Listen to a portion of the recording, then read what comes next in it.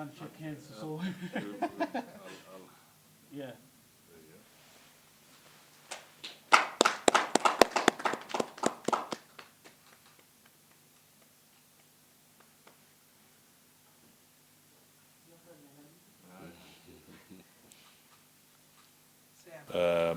I've had the benefit of being briefed on this report that they have just handed over, and accomplishing elections in 27 counties out of a total of 47 is a very good achievement, very tremendous achievement. And I know that the remaining 20 will be completed because now there's a track record, and the experiences of the first 27 will inform how to smoothen the process in the remaining 20. It's also important to acknowledge the fact that this process is being achieved or being conducted under extremely difficult circumstances. We are all in the COVID dilemma as a country, and conducting elections and other political activities in this kind of environment is extremely difficult. There has to be a lot of consensus building. Where it is possible, then you can have the elections conducted directly. And in other circumstances, you have to have e-voting to be able to achieve this, because the experience that they mentioned about Trans Nzoia was quite a lesson, because in the process of building the process in Trans Nzoia, the delegates that were there ended up finding themselves in the police cells and then in court, and it cost the party almost 600,000 in fines. Precisely how much? 650? 720 in fines and penalties, so that those party officials can be released because of the COVID challenges. So this is a lesson. And why I say that what you have achieved is an enormous feat is that most political parties have literally abandoned the process of conducting elections under the current situation. The Office of the Registrar of Political Parties has been pushing, but many of them are saying that it's just not tenable to be able to conduct these elections. So for the ANC Election Board, how you have navigated using technology and sometimes being directly in the field, we can only say hats off to you, and we thank you so much for being able to achieve that. In the process, they have also picked up some critical issues, which working with the SEAL team and the Secretariat can help us improve some aspects of our regulations going forward, and perhaps even some components of the party constitution. And when they do their presentation, I'll strongly recommend that where they have made recommendations, their findings and then the recommendations be taken up as a matter of urgency. Party nominations, where now our civic leaders, members of parliament, senators, National Assembly members, governors, women leaders, and indeed even the presidential process will now be in place. We must be ready as a party to be able to do this. There will need to be some refining around the Youth League and the Women's League management committees. There will need to be some harmonization of Section 37 sections 37 and 44 of our party constitution. This will be important so that it can smoothen some aspects. There'll need to be some areas where, as one gets to a certain position and a structure, what does he do with the lower positions that he may have been holding? So these are refinements that the election board has come across in terms of the activity and others. So it will be important that we look at that very quickly. Also, through the election board, I would like to thank the 238 election officers that have been identified throughout our counties. They are doing a good job, and they are going to become very instrumental in the process that is going to be very challenging as we move ahead.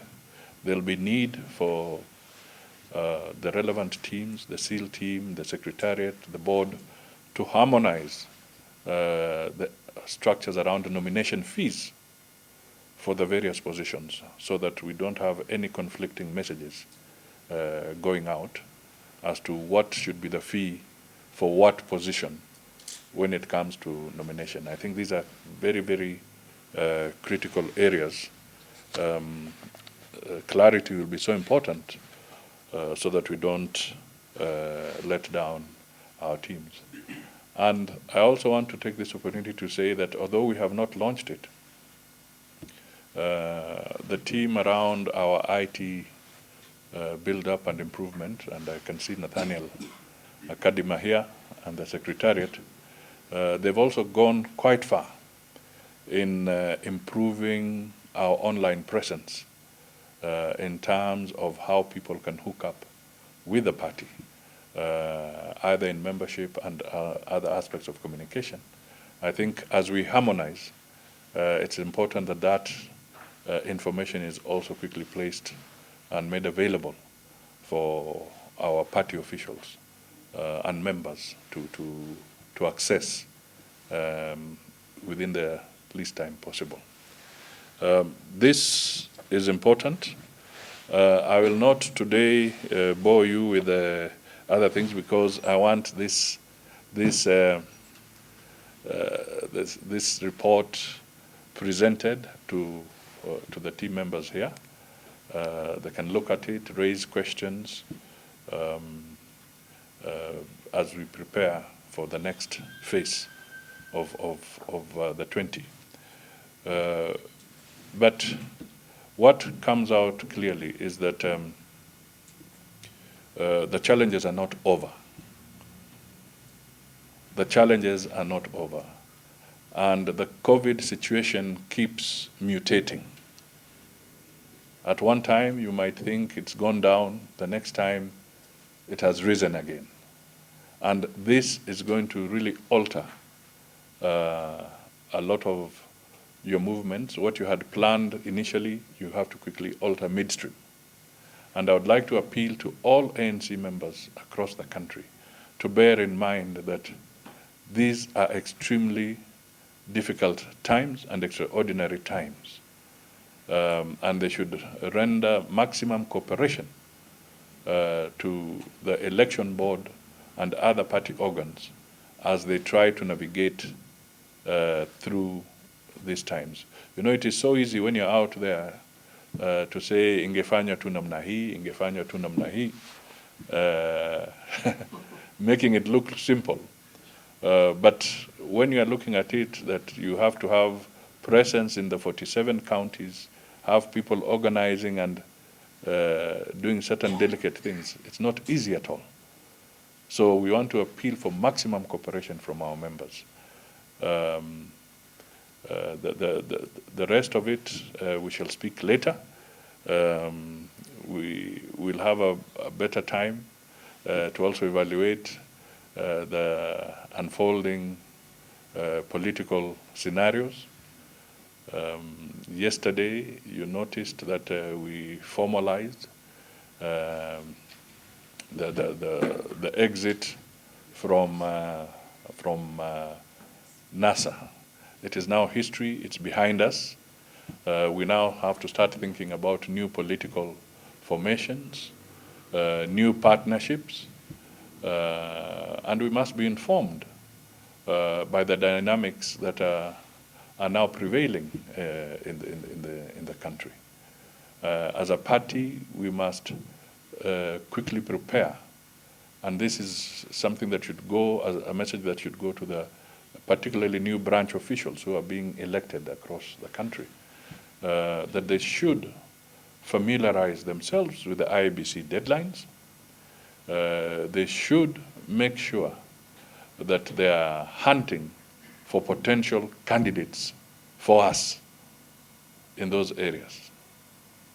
They should be fishers of men and women of goodwill who can become our political leaders in their counties. They should not wait and say that we're waiting. If they have strong people, tie up on the at the grassroots level, link them up to the National Secretariat so that these people can be talked to and they can become our potential candidates to win the next election. This is the thing. As branch officials, they should not sit back and say that they will give any automatic ticket to candidates at the grassroots level, because some can be very mischievous. When it is time to play games, they want to engage in rent seeking. They will start telling people, we'll guarantee you a seat down there. Don't guarantee them the seat, but entice them to take the ticket. That is what is important. We want candidates to come forward.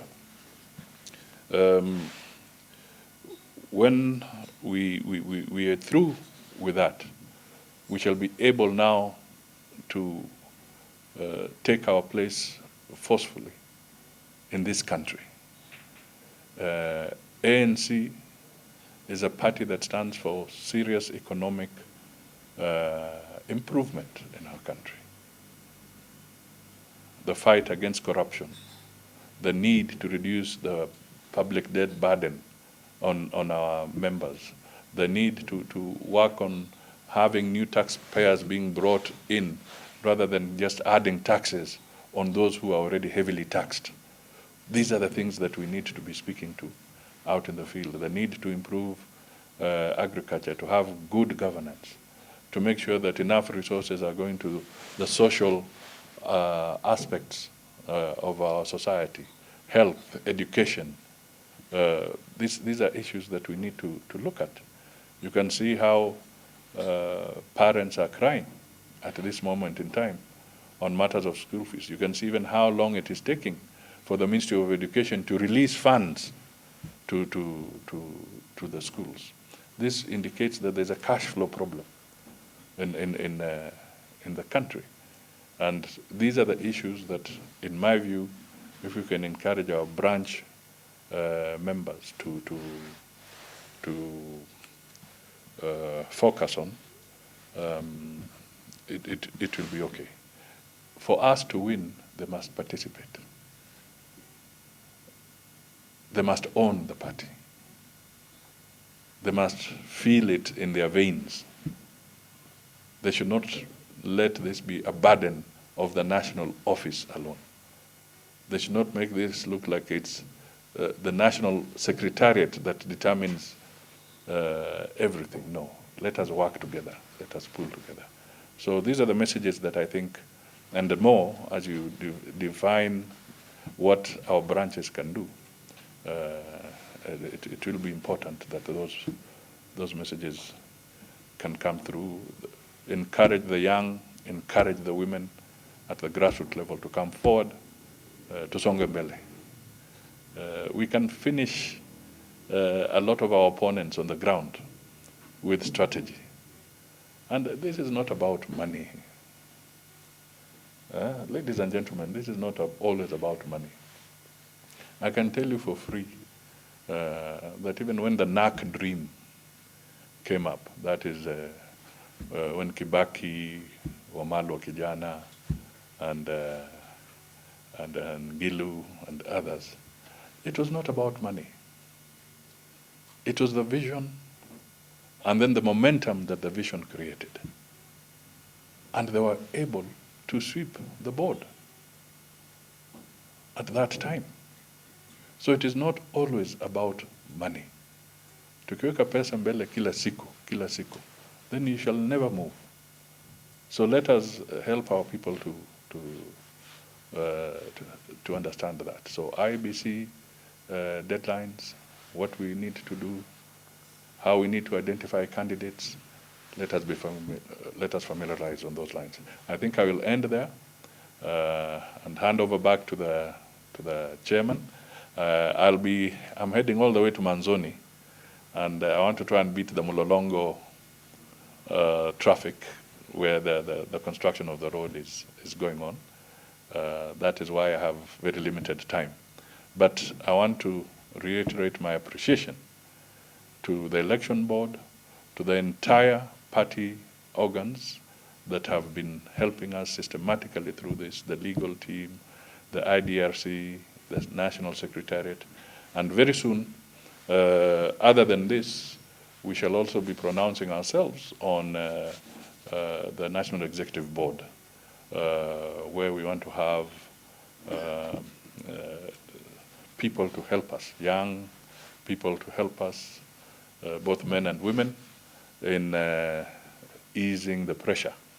So in the next few days, with some consultations, we shall finalize that component so that we can now move ahead as the elections continue in the remaining 20